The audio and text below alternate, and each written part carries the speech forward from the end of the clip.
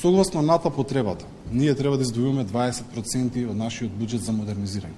И навистина оваа година ќе има доста проекти што ќе ги реализираме и затоа најголемиот буџет, средства во буџетот што ги имаме се токму за оваа намена. Јас сакам да ме информирам дека 32% од нашиот буџет во оваа година се директно одвоени за модернизација.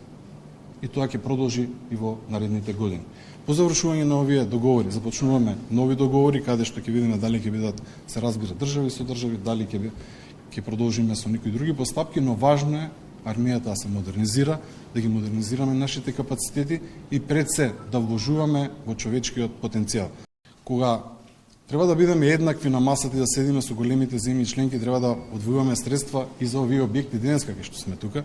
И сакам да најавам дека сите овие објекти што се од Министерството, како што е Домот на Рама, кој што оваа година започнуваме фаза на проектирање, да направиме проект и да започнеме со целосна реконструкција здравје од следните години. Сите оние капацитети што ги имаме за граѓаните, за вас, за сите, да ги ставиме во функција.